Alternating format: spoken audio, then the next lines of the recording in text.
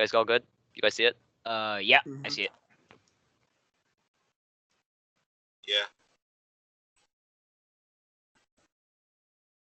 Yeah, I think we're all good. I see it on my end. All right, welcome, guys. This is to the second world-class card fighting podcast, State of the Meta. Today we'll be joined by two new faces as well as one old face. Our old face being Kevin Cho, Anaheim champion, as well as the most topping player in North America, as well as our Hawaii second place standard player Bryson Gomes, and Toronto premium first place Stephen Lee. Bryson, would you like to introduce yourself? Yo, what up, guys? I'm Bryson. From Hawaii.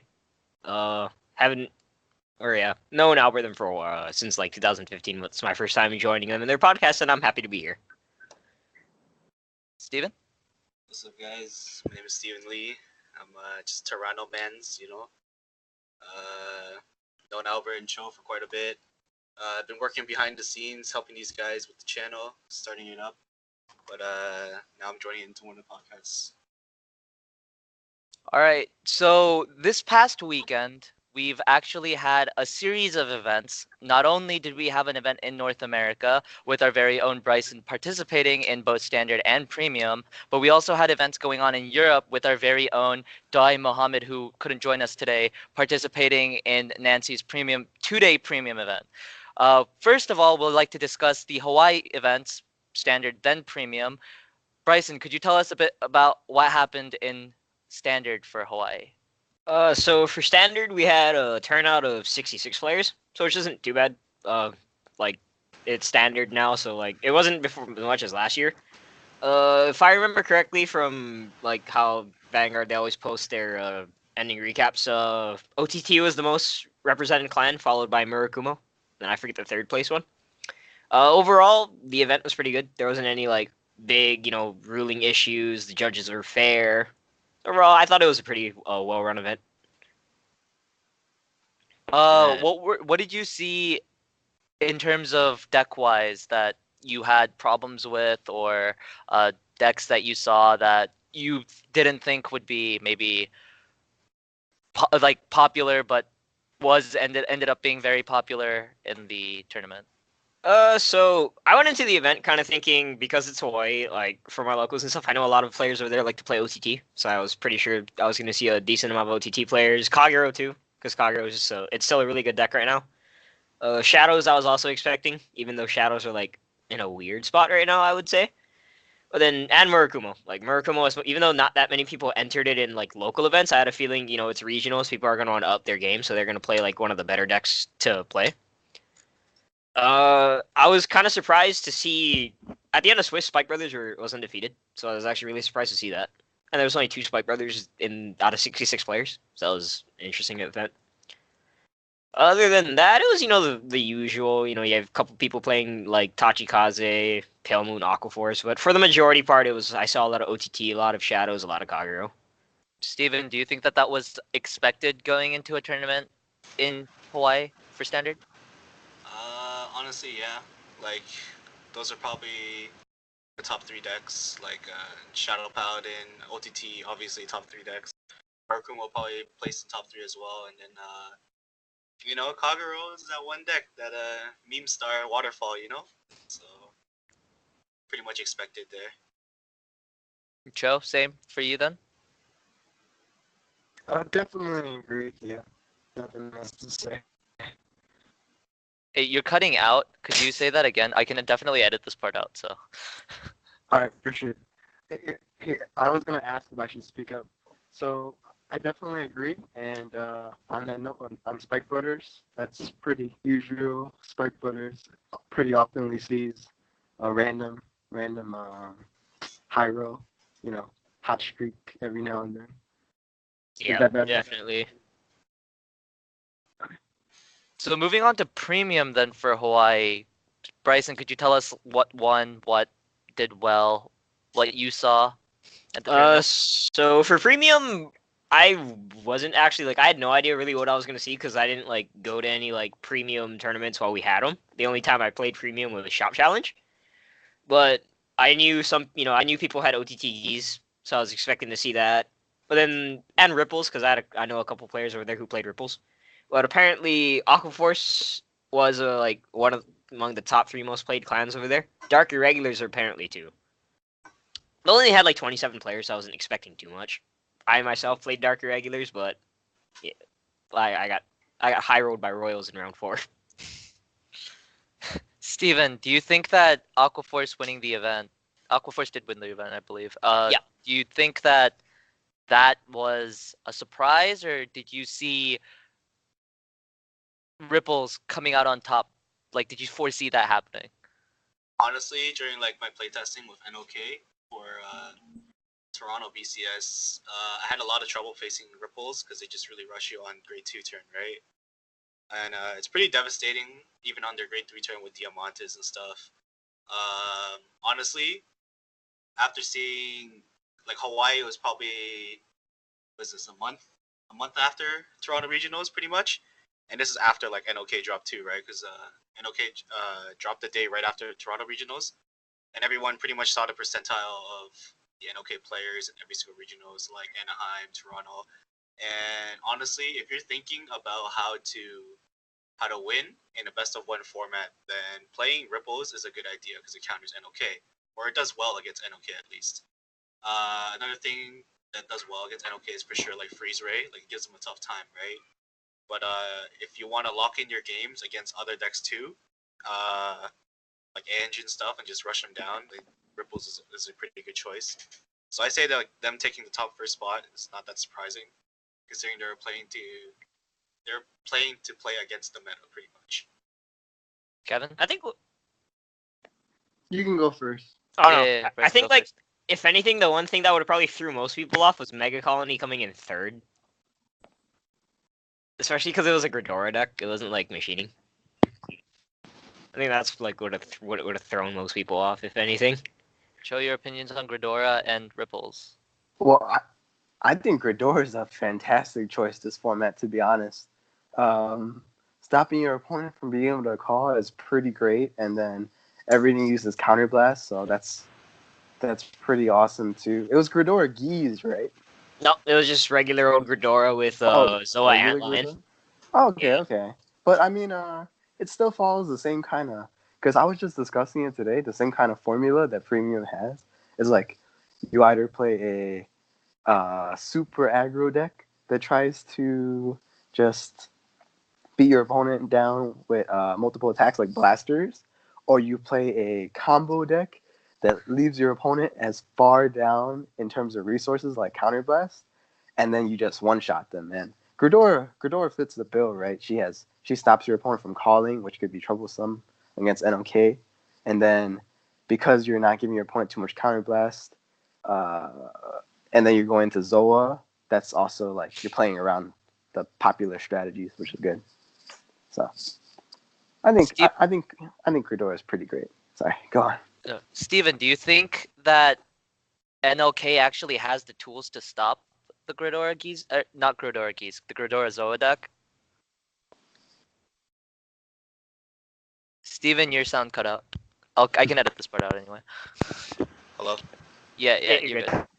Yeah, honestly, like when I was talking to some of my other friends, our other WCC friends, David and Derek, about damage denial and stuff. I played tested a couple times. When you do face something like Gridora, you just really have to be mindful about how much counterblast you give them, right? Give them 2 counterblast, they can just do something like ride and then stride and activate Gridora twice and stop your double columns, right? And stop your assassins for a turn. Even up Tyrannus is pretty strong too, right? If they play Bobo, well, they play Bobo, right? Like, what can you do against Bobo? Bobo is like probably MVP of the format, right? Against damage denial decks. Yep. Yeah. But what I did sometimes against like that matchup, I honestly left them at 0 damage.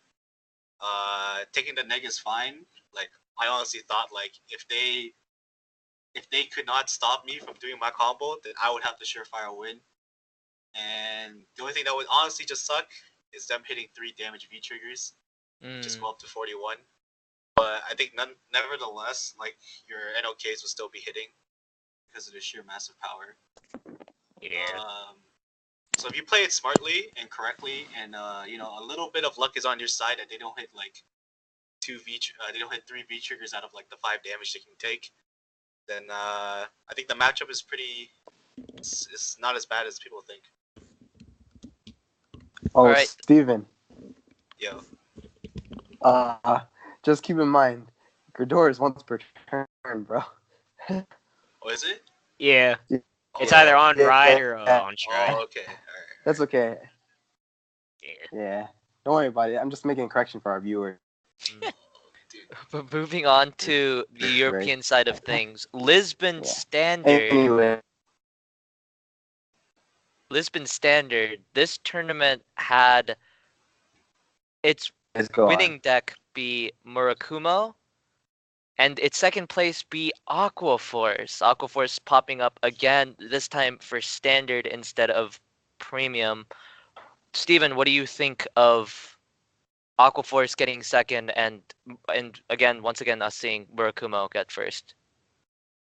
I really, really dislike Aquaforce in standard. I think it's just like hella memey.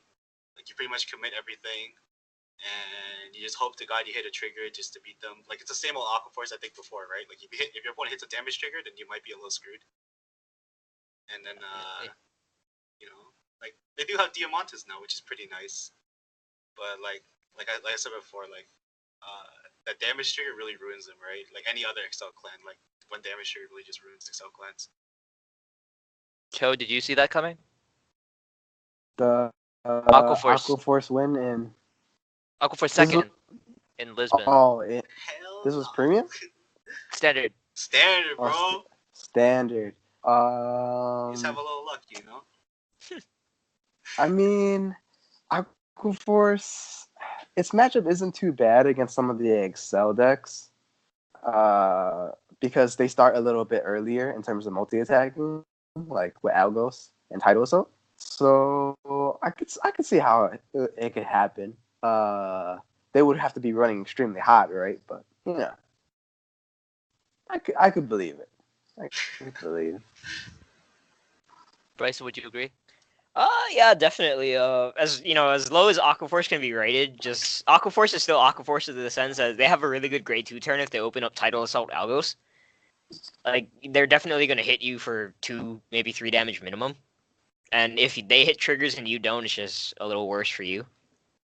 Mm. But then also too is it's a best of 1 format too, so I think the fact that it's a best of 1 kind of has that little spice factor in of, do I pull off, do I high roll and just completely win, or play the game normally? But Aquaforce, as much as people underrate it, I think it still can be good, but you would just have to play it a little more. Like, you actually have to know how to play the deck and the clan properly. Mm.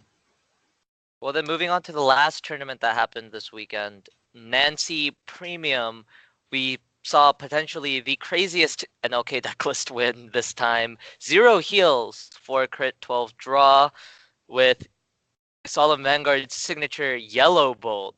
Or I guess since Doi Mohammed was also playing Yellow Bolt, the top 2 Yellow Bolt best card now? Is that the consensus for No Life King? Cho, you won with No Life King. Please tell us about No Life King. So if I were to compare like the average No Life King deck and that style of deck that Solemn has, I'd say that that style of deck goes for less of a loop and more so just a turn 3 combo, similarly to like the leaders have with Given.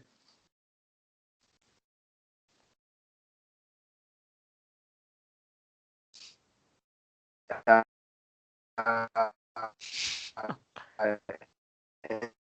You okay, buddy? the same idea. You kill them by. Am I cutting off? Yeah. Somewhat, yeah. Just continue. Okay. Sorry. Uh, so yeah, basically that deck goes for an early combo and quick. Like it doesn't worry and it just deals with what it has. Like in terms of a small amount of resources, it's kind of like a cheese factor, to be honest, instead of a drawn out kind of thing. But the problem with that deck is that it's just not. It doesn't push as hard, so I just don't have as much confidence in its ability to beat more defensive decks like OTT Geese or like the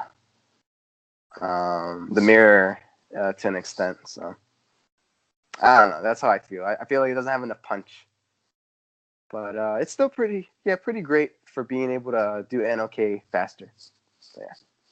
Steven, would you agree? I think the deck is pretty interesting. It focused solely on trying to get the NOK combo like as fast as possible, right? But like Cho said, like I agree with Cho. Like I don't think it does as well against like defensive decks that really just damage denial him. Like that list didn't play any Bobos to induce damage for himself, right? So if the opponent was just trying to give him like maybe really low damage at a time, I don't know what he would do, right? Because he wouldn't be able to do his NOK combo efficiently enough to just kill the opponent. For the mirror, like if both players or if his opponent was literally just playing damage denial and just not giving him the counter blast and they would play into the long game, his opponent obviously would be playing something like Serpent Charmer, like Cho and I played, right? Or Sullivan and had Tybalt to just like return cards to the deck. I think they would just win based on deck count, right? Like I think Solemn also played 12 draws, so if he did like start drive checking those draws, then he would effectively deck out first and just like lose the game. Bryson, do you agree with the Steven sentiment? Oh yeah, because then like I kind of see the point. Like how they both said, running the yellow bolt, you're allowed. It's an extra soul charge. So you soul charge faster. You get all your pieces into your soul. Pull off your loop early. But definitely in the long game, especially when you're not playing heals, you won't have access to G guards. You won't have the ability to heal. To where if you drag the game out, you'll probably just not win. Especially if you're solely relying on pulling off the combo really early. What if you don't kill them on the turn, you pull off the combo? What are you going to do from there? So it's just more of you have to hope you can not drag the game out. Do you guys see an issue with Solemn's deck not playing Cat, which is the Nightmare Land Cat, the stand, which has been a vital part of Dark Irregulars ever since it came out, as well as only playing 4 grade 3. So if he does end up soul charging quite a fair few of his grade 3s, or maybe just missing it off a G assist, could just lose the game from there. Do you see that as a major issue as well? Yeah, definitely. Because then if you're only running 4 grade 3s, you're definitely going to have to hard mull for that grade 3. Because that's 4 out of 49 cards in your deck. That's a really low chance. Compared to if you're playing like a standard, 7 to 8 grade 3 count, you'll probably hit them harder. So that's one issue, is how consistently can you get the grade 3 in your hand. Steven? I mean, I play 6 grade 3s. Y'all love my deck, right? Right off. I think 4 is a little low. Might cut out again. Yeah, Steven might cut out again. Sorry, Okay, as I was saying, I mean, like, I played 6, he played 4. You guys roasted me on playing 6 and saying that was too little. So, honestly, like, trying to find a grade 3 in my build, when you guys said it was already hard enough, I think finding a grade 3 in Solemn's build might be a little bit harder too, Like, definitely a lot harder, but, I will give him the merit that he does play 12 draws, so, True. good player, drive checks a draw, and draws the grade 3, right? But it's not consistent. That's all I can say. Like Bryson said, man, if he missed G assists and he just whiffs it, I don't know what he does for the turn. If the opponent does rush him, then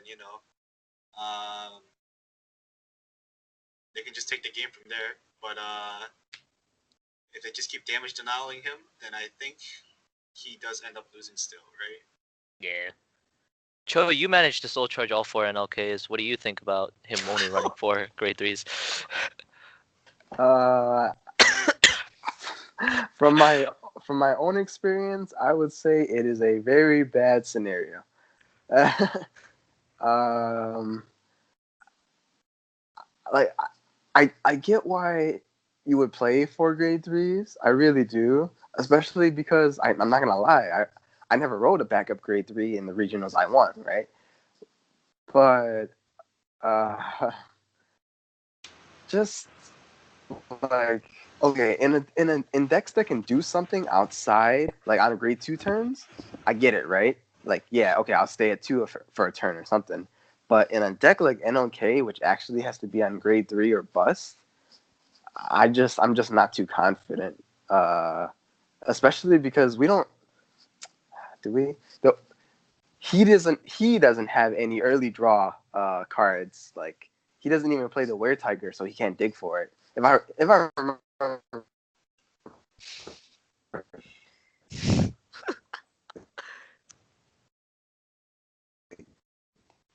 That's a does he? screenshotable face. That Albert, Yeah, you're good. You're good. does he play the Were Tiger? The one that I lets you believe draw? not. No, he does not. He Oh, plays yeah. Dimension Creeper and the new grade one that soul charges on call, if I remember correctly, and he gains power. Yeah, he Yeah. plays that. So without the early control draws, I'm just a little wary of it, to be honest. The bigger issue I have is with dropping monochrome cat, uh, Definitely.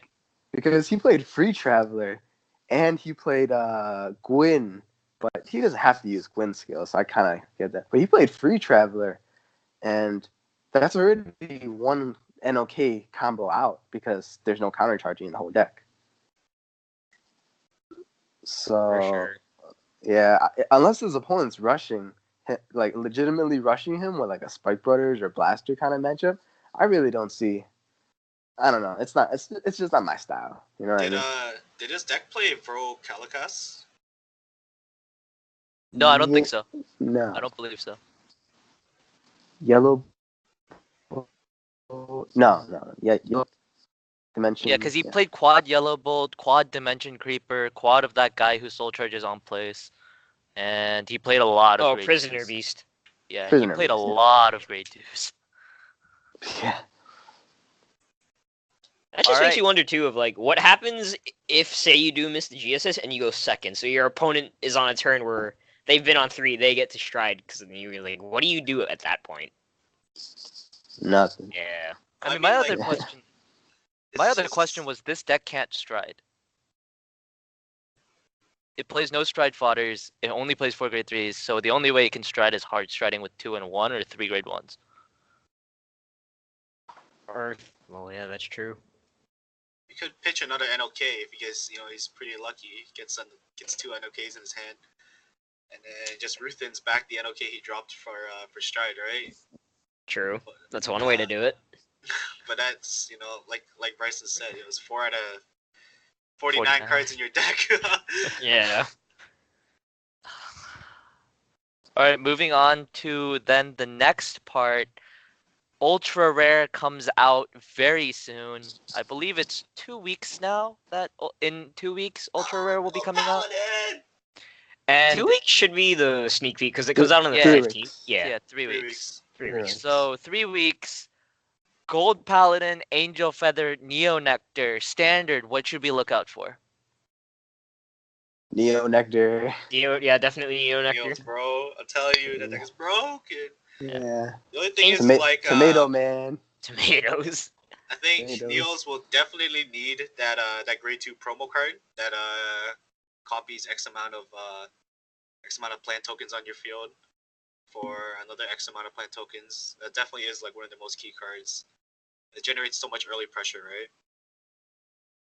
True. Yeah. I think definitely Angel Feather Definitely. might be something to look out for too, especially because like definitely they Angel have Feather. Mobile Feather Hospital. They can, if they set it up properly, they can double Zarakio from the damage zone, have enough grade 3s in the soul, call 2 mobile hospitals, just kill you right there. But they have no way to straight toolbox their deck for Zarakio like they do in Premium, do they? I think the better win con for that deck is flipping multiple rescue checks with I Metatron. believe Metatron with Metatron. Metatron. Yeah, because that's a pseudo triple drive, So And you that's heal. yeah, and you heal. So that's kind of a win con in itself. True. I think me and Albert talk about it a lot. I think their aggression is a little low. That's the biggest Yeah. problem with that deck. But I think it's still pretty good, especially because its grind is really good. Yeah. You know, with the heal. I Gold definitely think Neo Nectar, something to watch out for. Gold Yeah. Paladin hype boy Stephen Lee. Tell us Hell about that yeah, Gold Paladin. boy. I love Gold Paladin, man. Even though it's trash, but Gold Paladin, has his merits. Goes first, gets the combo. Just straight cucking. I'll tell you that much. Honestly, Gold Paladin, they don't have no straight win con. Their win con is honestly just rolling the dice and just going first, man. Honestly, like that deck doesn't have like insane power. Doesn't like Tachikaze don't have insane power. Their plussing is kind of mediocre. Like it's strictly Vivian. Um, the only thing it has going for it is honestly that grade 3 ride on turn 1 or turn 2, I believe. Yeah. I guess it can do kind of cute stuff, like Ezo on swing, like just replace a rear guard and like call another guy. For example, you swing up Exo, or you swing up a unit on XL, and then swing up your Ezo, call a Sagramore, and then Sagramore's effect, call another card. So you do, get another 2 attacks on the XL. But, none of the Gold Paladin cards really hit over 23. So if you do hit or play against a Force deck, and they do hit a damage trigger, it gets kind of rough. I think the deck's kind of reliant on Force triggers just to hit bigger numbers. But if they open the nuts, they can straight up just cop the win. What about premium? What are we looking at? Angel Feather. Is this looking like Angel Feather will be the deck to look for coming out of the ultra rare set? No Neo Nectar, no Gold Paladin. We have access to Wonder Ezel. A lot of people were talking about that Wonder Ezel XL spam stuff going on. Good. But then you also have your 101k no CL. That's something to look forward to. Yeah, Steven? I think Gold Paladin is. I mean, like I said before, it's pretty high rolly. Like you gotta get that die roll first to go first, and then just ride on them. But it plays into kind of a factor like Ange Trois from a Jolt, where the whole basis is pretty much ride grade 3 first, and then on the next turn you get to stride on your opponent.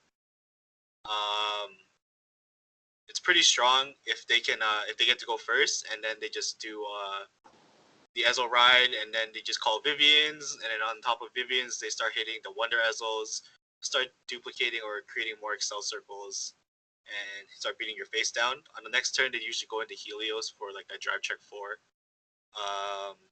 So it gets really scary if they do go first and they have the combo and they open, they just top deck the nuts like Gold Paladin does. Other than that, winning I think is very hard if your opponent plays damage denial. Like honestly, what's your win con with that deck? Like what's your hard win con? It's probably second stride, Radiant Sword. Yeah, probably. Mic cut out. It's okay. Radiant Gurgit, you give +6 to your field after you Helios the last turn, and hope to God you can kill them with like I don't know 2 or 3 Excel circles, or if you G guarded and then you can Ultima them, if you ever get to that point. Gold Paladin's hand's already small enough, right? So it's really hard to get to that. Definitely. Another thing they could possibly do is if they have enough Excel circles, they can like Glorious Raining. But then again, I think like that deck is still dependent on triggers just to cop the win and hit for very big numbers. And again, like I said, if you get damage denied against, it's kind of tough to keep generating cards. Cho, what about Neo Nectar? In premium, Yeah. they don't make the best use of that force circle. If it had been Excel, I think it might have been a little bit more aggressive enough. But Neo Nectar doesn't really like. As soon as Protect dropped, Neo Nectar kind of their win con in Premium just kind of fell out the window. They averagely just like hit several 36 or 56 attacks, but not too many. So they're just not making the best use of imaginary gifts, I think, as the other two decks, and that's why we don't see any crazy Neo Nectar decks premium. Wilhelm is still a very strong and scary card, no? Yeah, but you're kind of just doing the same as before. It's not like they have any like if they had some guard restrict they could be recycling into, it would have been pretty decent, but they don't. So, you know what I mean? Like protect is just extra Protect is PGs. protect. Yeah, protect is just added defense. So, anyways, So go on. Do you think any of these decks, at least initially, let's look at standard, will be able to dethrone the current meta of Murakumo and OTT, which seem to be going blow for blow in number of wins and tops this season? Uh, Neo Nectar. Neo Nectar seems to be pushing Murakumo out of the tournament setting, which is interesting. Neo Nectar and Angel Feather are appearing a lot more, along with Blasters. Blasters are picking up some pace, probably because they can keep up with Neo Nectar in terms of aggression, and yeah, that adds up. Bryson, what do you think? Uh, yeah, it could be because then especially too of like say you're playing against Angel Feather, if they can't if they lock you, oh well. But if not, then if they stop you from standing, you can just ride Zarakio from the damage zone. And it's more, but then if the game goes longer, if they ever give you the chance to ride, you'll just ride Metatron, heal a damage, rescue check one, keep doing that, rinse and repeat. And eventually they'll run out of resources, especially too because if they do the full combo lock on you, you just wait out the turn. That's 3 counterblasts on them, and then you just do your thing after. But I think they'll probably be good. But I think even after that, I think Murakumo will still be among there because Murakumo still does what Murakumo does right now. Steven? Yeah, I think I agree. Like I didn't test too much into standard angels and Neos, but I've done a fair share. Tell that like Neo Nectar is really really good. You know that deck bonkers, man. The tomato, Definitely. bro. The tomato, bro. That's what I'm saying, man. Tomato. Tomatoes hell is strong, man. Throw in your ketchup, bro. The fact that Cecilia is just like on ride, kind of blast 1 plus 2 or 3 instantly is already pretty freaking good, most decks is just like CB1, plus 1, right? But Cecilia is plus 2, and it also gives our front row plus 10, which is really, really strong. Angel Feather, you can grab multiple protects in one turn. You can heal whenever they want by riding Metatron. Pretty good deck to stall out against like the current meta. Definitely against Murakumo, Angel Feather really just shuts them out if they have Zarakio in the damage zone. They can stay at low damage against Waterfall, it's also pretty good. Waterfall appears, or Kagro appears, here and there. Now with the new support of Duvel, lots of people like to try new things, right? Have fun with Duvel. They try to fix what's not broken. Yeah, that's pretty much it. So do you think then going into premium that we will see Angel Feather cause the downfall of No Life King, as Bryson brought up, 101 defense, no CLs, with the amount of searching power and recovery power that Angel Feather just received out of this set? Is that going to make a massive impact towards the premium meta? So I think like Angel Feathers has like 2 ways of playing into the meta. One being Angel Feather Gize, where they try to turtle up and just try to rescue check the Gize, the triggers to get into Gize. They often, they have access to Broken Heart too, but I believe that Angel Gize won't be able to toolbox Broken Hearts as fast as like a regular normal Angel Feather deck. So regular normal Angel Feather decks have a lot more defense. Like they can play a lot more different cards and they're a lot more versatile in trying to dig and toolbox their deck. But the thing about regular Angel Feather is that their win con is not as strong as say like NLK, and it's also very very very slow. It requires very very certain setup, and what I'm talking about is pretty much the Eratorin loop that we saw in Japan that revealed a while ago. Pretty much it just involves the GB8, Eratorin, and Surgery Angel as a stand loop. But that deck for sure can block out NOK. And against like super aggro decks, that deck can definitely just shut them out. Bryson, would you agree? Oh, definitely. Like Angel Feather, I've personally never been like a huge fan of Angel Feather just because I find it to be annoying to play against. Like to a certain extent, Angel Feather just like ruins all your fun. It's like, Solid. but I hardly play premium, but like from what I played, I think yeah, Angel Feather's probably gonna be a problem. But like you guys said, it requires setup. It's one version slower than the other. And if they play a Gize deck, we have like I think by now everybody's kind of already used to how to play into Gize in general. Joe? But I think definitely. Oh, did you want to finish, Bryson? Oh no, yeah, I'm Anything done. else? You're good. No, you're good. Okay. With Angel Fire, I definitely was leaning towards regular and non-Geese at first, but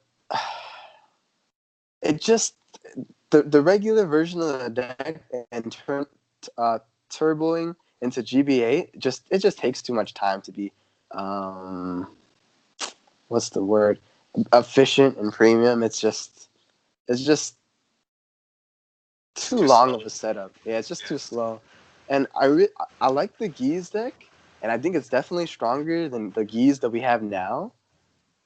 But it to do it efficiently, you have to be on a no CL, to be honest. And if you really want to start steamrolling and picking up cards, and that means you're not really picking up protects. I definitely think that making the draw trigger Battle Cupid no CO kind of held the deck back a little, because I would have preferred to play a draw PG, basically a draw PG as one of the draws instead of eating into a grade 1 spot. If that makes sense, right? Oh yeah, so you'd rather have run the draw PG and still be able to play the regular grade 1 no CO. Exactly, yeah, because Angel Fighter actually has really great grade 1s. They have Hinya, right? Hinya, the No CO grade 1, and I guess you have to play Doctor Remnon now, but it would have been nice to play something else like a Rescue grade 1 or something. It would have been cool, but yeah, I think the deck just falls into the trap of not picking up enough PGs to defend out NOK. So No one I talking about would the think self damage here. Why don't you talk about that one then? which self damager? The counterblast one, take a damage. Well, it doesn't actually take a damage, but it's put the top card of your deck into damage at the end of Oh turn. yes, Pick a Well, the like card. old from the That's old school. like limit break era. See, that would have been helpful, right? If we had been able to play that card more effectively, because we could play a draw trigger PG like everybody else. But I think they actually thought that one through pretty well, surprisingly for premium. So yeah, I think it's just second best to NOK still, but that's just me. So then, some new cards were revealed between our last two podcasts, or actually, I guess between the last podcast and this one. Narukami, VR, and Triple R Boss, I guess from the trial deck, revealed. What are you guys' thoughts on those two cards? Ziegenberg. That's pretty much what Drew VR or does, yeah. yeah. Ziegenberg and standard. Steven, any thoughts? Mike's out. Mike's out. Hey, fam, can I copy your homework? I feel like Zuckerberg's pretty cool, but however, I think like usually people in standard like usually commit to a full board nowadays. Like he also has a pretty interesting mechanic where when he attacks, you CB1, and you also like just bind a front row rear guard. It's pretty good too. Like it's now we have a straight up counter to the annoying Promise Daughter that Shadow Paladin can't get rid of in OTT. You know, that card is always just there. It's also an Excel deck, so it's also a contender to just straight up beat OTT. So far though, the combo just looks like you ride into that brake ride guy, and then you ride into the VR. Just hope the guy is swinging for that 20, was it 22, 27? Yeah, something like that. Yeah, and then you just Ziegenberg and try to hope you hit at them again. If anything, like the deck definitely I think plays fronts, just because you do get that drive check, and the front would probably just be like hella amazing if you get to restand and you just swing with your Vanguard first, right? True. Bryson, you yelled Ziegenberg. What is your thought on Ziegenberg and the trial deck grade 3? Very interesting. Well, I didn't really see the trial deck yet, but like when I saw the Tonics Hero, I was like, if your opponent like doesn't really commit a board, then it's just I ride this first, I pretty much get a free restand. Because like true, like nowadays people like don't commit, or they'll start committing more, but you still have those players that like they try to play conservatively, like until like they ride their 3 and stuff. So it'll be interesting. But definitely, I like how they gave Narukami an Excel, so it kind of takes the deck in an interesting direction. And then I'm kind of still waiting to see what Vermilion does. Cho? To answer both, I'm definitely hoping that Vermilion does what I think he does. I'm hoping that his 5K and crit is a what Like a is it? per open. I'm hoping it's an alternative skill. I'm hoping that it either attacks the front row, or if it attacks under a certain number of units, like if it attacks under 2 units, then it gains 5K and a crit. Similar to how the Stride is in Mega Colony. It With Overwhelm. Overwhelm. Yeah, I'm hoping it's similar, because that'll give the deck a two-way street. You know what I mean? They'll either know if the opponent has less rear guards, then you can go into the tonics. But if they have a good amount of front row, then you can go into Vermilion. That'll definitely give the deck some great balance and matchup like advantage. So yeah, it's definitely looking good though so far. Do you feel the same for for premium as well? That the deck would be looking good for that format, or just standard? Oh, I definitely think it's a great deck in premium. Like, did you guys want to say something first? Because I actually have a good amount to comment on. Steven. That's all you, bro. Yeah, it's all you. Yeah. Well, just to backtrack a little bit, as soon as Rising Phoenix dropped, me and Albert had a good discussion about how strong it was going to be as a combo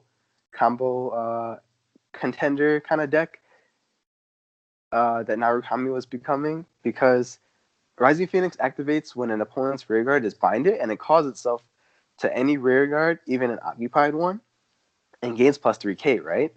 Well, so far I only know of one card. It's Voltage Horn Dragon that's gonna retire in the battle phase. But essentially, you're gonna be able to recall these Rising Phoenixes to your front row or Excel circles during the battle phase, and get extra multi attacks by using Voltage Horn Dragon's ability. He's the on boost counterblast 1 clone for Narukami. Yeah. Yeah, so he's gonna proc the Rising Phoenixes in battle phase, and then not only are you gonna be able to multi attack, uh, pretty much all of the good Narukami strides are gonna give you an additional kind of power, like voltage. Voltage. Yeah, voltage. He's gonna give you 3K per bind, which is still what they do, which is pretty great. So you're gonna be multi attacking and controlling your opponent with your G guards, which is just I think this deck definitely has some pretty great potential in premium. Also, don't forget about Shatura on hit, as well as the voltage on hit, which could Everybody's both favorite Chatura. which Yeah. could both proc the Rising Phoenix in mid battle phase if either of those hit. Well, the Shatura wouldn't proc. I think you have to bind a rear guard, but the voltage would. Oh, is that the text? It has to be retire and then bound, or is it just I believe it has to be retire and bound because I was looking at a great one. Rising Phoenix. Yeah. yeah? So basically, it's auto drop zone when your opponent's rear guard is bound during your turn. We call this card to rear circle. So it has to be retired and bound. Yeah. Okay, so then it would definitely work with just. I guess then it would actually just work with only the Vanguard skill, not Shatura. But Shatura still That's- gets you a +1, right? So. Yeah. Yeah. And Demolition Dragon also has an on hit draw, so that's pretty great. Yeah. But he's only on Vanguard though. Steven, Bryson agree with Cho's statements about Narukami being a contender in Premium? Yeah. With I deals mean, that we've seen thus far. Narukami's strides are actually like really good. Takes me back to when set 12 came out for like last year when I played Vanquisher. Like Vanquisher actually, your voltage just put in work. So that's definitely going to be something interesting. Like I was actually like Narukami's like what they gave them in terms of strides and G guards. So premium, it'll be nice to see how those are incorporated. What crazy deck ideas people find out. Yeah, I think it's definitely cool and exciting to see what people might come up with for Narukami. I'm just worried if this deck can actually be a contender to beat NOK if we don't see any bans on our good old enigmatic assassin. Yeah. Or a little we girl in a hood. Can we potentially see Sweep Command as coming out as a counter to NLK, considering the amount of toolboxing that this deck can do, and potentially adding in a restanding Vanguard, as well as a targeted retire on the reride skill, could potentially mess up with NLK in combination with something like Impede. Possibly, yeah. Another thing I'd like to add is if the NOK deck does mess up, for example, putting or dropping or dropping one of their assassins in a drop zone, then Narukami can definitely just hit that card straight away. Yep. Find the assassin, and then their combo. If they hit 2 assassins, that's it, bro. Like your combos, you're done. Your got combo nothing. just got like cut short right there. Yeah, you're done. You got nothing left. Like so, Yeah. it definitely is one contender to see how reckless or how bad of a player the NOK player is. I think it's definitely like when you're playing against Kagero, you have to actually like think it through. You have to think about your attack order and what you like do. It definitely makes the players think a lot more about what they do, so it incorporates a lot more thinking about how they guard, which cards they choose to guard with. Right. What cards they heal. Yeah. And don't forget if they get to GB8, the Conquest grade. Oh, yeah.